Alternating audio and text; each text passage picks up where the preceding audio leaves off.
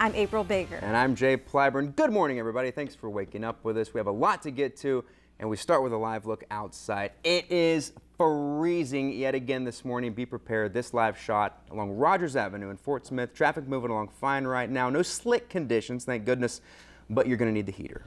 Joe, thank you. We begin here with an update to the Crawford County Justice Center. It's now more than halfway done. We're learning more about a deadly stabbing that happened in Springdale last week. 21-year-old Eleazar Torres died after being stabbed in the neck. This according to arrest reports, which indicate 6 suspects went to the Scottish Inn last Monday specifically to fight. During the fight, police say 17-year-old Hector Trejo stabbed Torres, and according to the prosecutor's office, Trejo will be charged as an adult with capital murder and aggravated residential burglary. Hundreds of people packed into the Fayetteville Town Center last night to celebrate the life of Dr. Martin Luther King Jr. This was the 20th year for the banquet being held in Fayetteville. Each year, scholarships are handed out to members of the African American community. This year, they handed out more than $31,000 in scholarships. Some say events like this help inspire the younger generation who were not around when Dr. King was. Sam's Club CEO Rosalind Brewer was the keynote speaker at that event.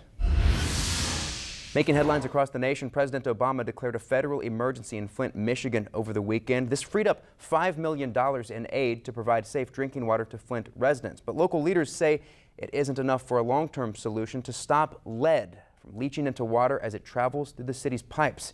Here's Stephanie Parkinson with more. What we've got. There have been calls by Congressman Dan Kildee and now Mayor Karen Weaver for Governor Snyder to use some of the state's $570 million surplus to fix Flint's water pipes. The governor has said he is considering additional funding for the city. He's expected to address the water crisis tonight during his State of the State address. Let's talk politics now. 2 weeks until the Iowa caucuses, and the battle for the White House is intensifying. Campaigning in South Carolina yesterday, Hillary Clinton continued to present herself as President Obama's heir, while Bernie Sanders stuck to the issues at an event in Alabama. On the Republican side, Donald Trump courted evangelical voters in Virginia as top rival Ted Cruz accused him of not being a trustworthy conservative. In today's Money Watch, a day we thought we'd never see again. Gas prices under $1 per gallon in some places, and Uber is now taking to the skies. Here's Hannah Daniels. And of course, you can get the latest stock market readings right here today on your 5 News at noon. We hope you will join us then. 6:43 right now. Good Tuesday morning, everybody. This is what we're seeing outside right now. A live shot coming in from the River Valley. Morton Family Dentistry eye camp to be exact. Looking back toward Fort Smith from Van Buren. We've also got a live look in northwest Arkansas. The interstate traffic picking up on I-49. That's from our Embassy Suites eye cam. Cold across the area. As a matter of fact, you're going to really need to pump the heat for the next little bit. Joe, good morning. Are we going to see much of a warm-up today? Not much of a warm-up. Joe, thank you. A woman in Cedarville is fighting a decision directly from the world's most powerful retailer. She's hoping to stop a local Walmart neighborhood market from closing, and for good reason. Tanya Kraft has started an online petition to try and change Walmart's mind about closing that neighborhood market, which just opened in December 2014. Why fight for the store? Well, Kraft says it's the only grocery store, gas station, and pharmacy in the town of 1,500 people. But a Walmart spokesperson tells us the reason it's closing is because it's an express store, and the company will not move forward with that format. The neighborhood market is scheduled to close January 28th, just over 1 week from now. It's just one of 154 stores the corporation plans to close nationwide. The Arkansas Clean Cities Coalition and Pea Ridge National Military Park will unveil a new propane-powered truck today. It was purchased with funds from the Clean Cities National Partnership Initiative, which will help national parks reduce noise, air pollution, and their dependence on petroleum fuels. Organizers say the completed project will enable park visitors and employees to be more eco-friendly, and they hope this initiative will go national. The unveiling is happening today at 1. And we're finally learning more about a new riverside park that's being developed in Fort Smith. Joe's back right after this with a final check of your forecast. Keep it here. Joe, thank you. A Springdale man who police say shot his brother in the chest last week is set to make his first appearance before a judge today. Jonathan Pollard was arrested on suspicion of first-degree domestic battery following the shooting on Friday. He's been behind bars without bond ever since the arrest. Officers with Springdale police say the shooting happened at a home on West Gibbs Road near Harbor High School Friday afternoon. Officers were on scene that day for several hours gathering evidence. Officers tell us the suspect's brother James is the one who was shot, then called police. He was taken to an area hospital to be treated for his injuries. His condition unknown as of this morning. However, Springdale police tell us the victim is expected to survive. Also in court, a Bentonville man accused of stabbing his 76-year-old grandmother to death last summer. This man, Michael Conklin, has been behind bars at the Benton County Jail without bond since his arrest last July. Police say they found Darlene Conklin's body after responding to her Bentonville home to check on her. At the time, her grandson Michael was missing. An arrest warrant was issued for his arrest. He was found a week later in Saline County driving his grandmother's car. Prosecutors are seeking the death penalty against Conklin. He has previously pleaded not guilty to all charges against him. The Washington County Fire Marshal will be out investigating today, trying to determine what caused a home near Sonora to go up in flames. This is all that's left of the home on Bennington Road after a fire tore through it Saturday afternoon. 3 area fire departments fought the flames for about 30 minutes before getting it under control. The family was shopping at the time of the incident and will now be staying with relatives for the time being. At least 5 people still recovering in the hospital following a head-on collision in Franklin County this weekend. Sheriff Anthony Bowen says 2 cars collided on U.S. Highway 219 near Ozark Saturday. 3 people airlifted to hospitals, 2 of them taken by ambulance. A 6th person was also injured, but Sheriff Bowen says he's unsure whether or not that person was hospitalized. An eyewitness tells police that one of the 2 cars involved was driving on the wrong side of the road at the time of the accident. A man who police say was involved in a stabbing and attempted burglary in Muldrow over the weekend is out of jail on bond this morning. We're talking about Tyler Chapman, who was one of 2 people arrested. He bonded out yesterday afternoon on $20,000. Sequoia County jailers say Chapman's alleged accomplice, this man, Reeves Gentry, remains behind bars, though. Both Gentry and Chapman are facing multiple charges, including first-degree burglary, aggravated assault, and battery with injuries. Muldrow police say the 2 men broke into the cottage apartments on East Chantel Smith Boulevard and stabbed the man inside. The victim, Joseph Morton, was taken to Sparks Regional Medical Center in Fort Smith to be treated for his injuries. At last check, Morton was in the intensive care unit. Happening today in Siloam Springs, a kickoff party for National Night Out. This is the first year the Siloam Springs area will participate in the event, which promotes a better relationship between the police department and the community. Tonight's kickoff party will be held at the Family Aquatic Center on Mount Olive from 6:30 to 8:30. Admission is free. The police department will also host block parties throughout the city on Wednesday. History is made at the Big Bass Bonanza Fishing Tournament this weekend as a female angler took home the top prize of $50 grand. Robinette Fox reeled in a bass over the weekend that weighed about 7.15 pounds. Organizers tell us several big fish were caught during the 3-day tournament, partly because the tournament was delayed. Organizers had to push the tournament back due to the high water levels on the Arkansas River. 6:05 right now. Shoppers across the area were out in full force this weekend, taking advantage of the tax-free weekend. Many business owners saying they saw a big boost both Saturday and Sunday. All clothing and accessories were tax-free. We caught up with a sales associate at Fayette Chill in Northwest Arkansas and a worker at Plato's Closet in Fort Smith. Both say they saw larger crowds than usual over the weekend. And by the way, tax-free weekend for Oklahoma and Missouri starts this Friday. If you're still in need of some back-to-school items in Northwest Arkansas, you're in luck. The Raylana consignment sale continues this morning. Organizers saying they expect thousands of shoppers to come out over the next couple days to pick up all sorts of clothing, accessories, and toys, all at a discounted price.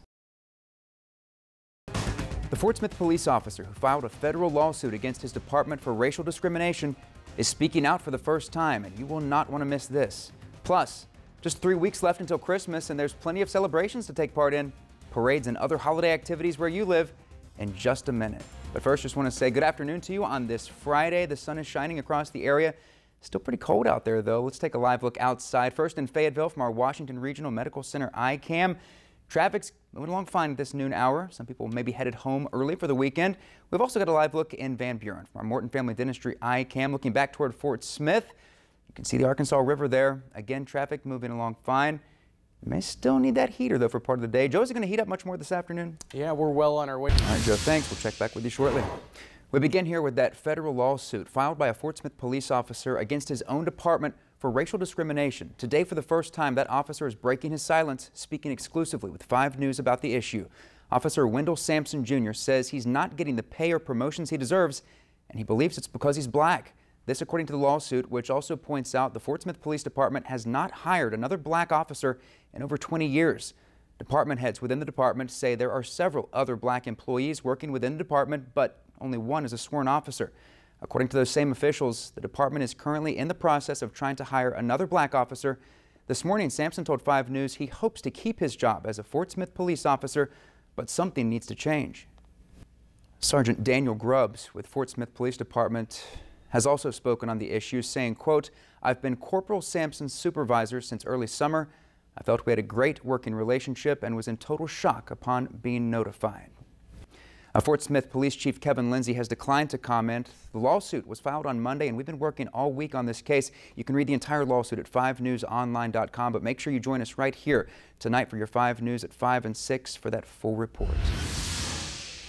Making news around the natural state, people gathered last night to remember Malik Drummond. The 2-year-old was allegedly beaten to death by his father, Jeffrey Clifton, in November of last year.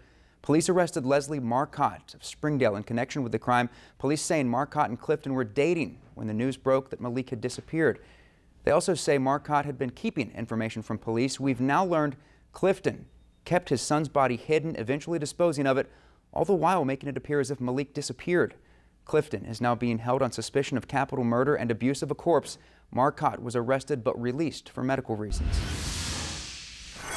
Most counties in Arkansas have a drug court. It's a 2-year, 4-phase program designed to help folks battling addiction, helping them become productive members of society.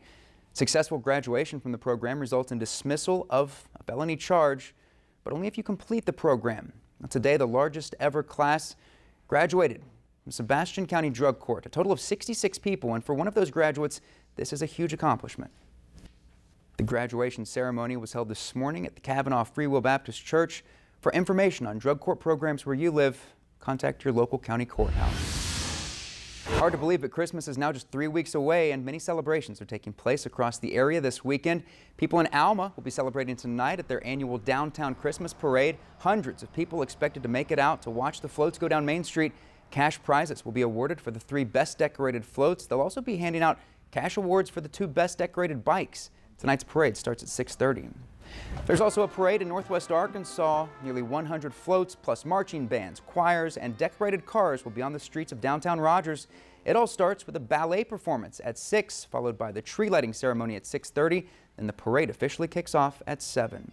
In Paris, Arkansas today, you can enjoy the annual Christmas parade and holiday light ceremony.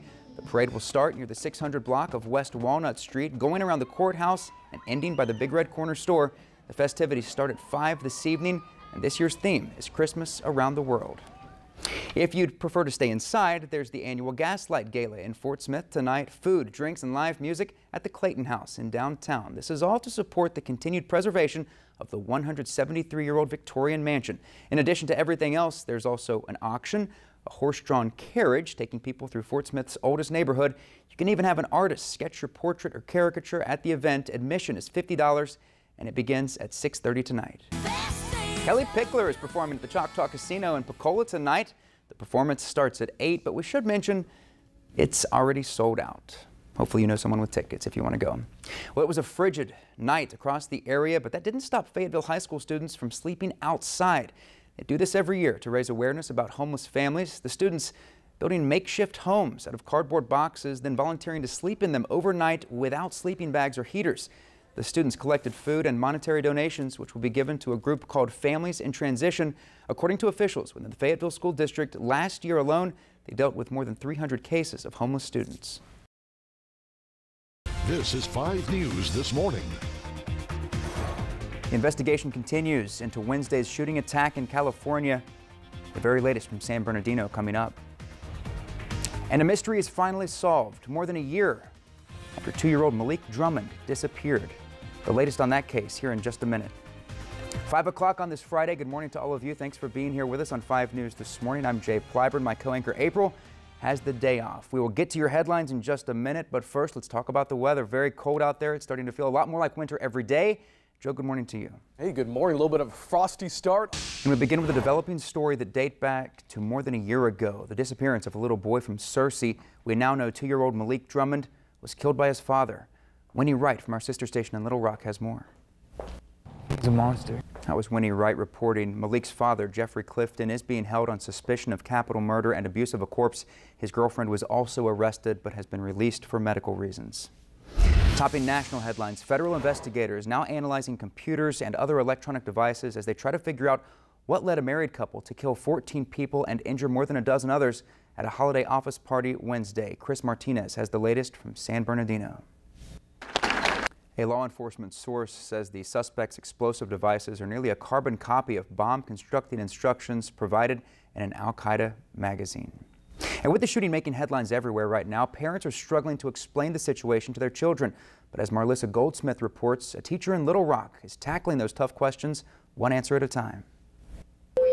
Marlissa Goldsmith reporting, experts say children in elementary school and older can handle small groups of information. They say it's important to remind your children that they are safe.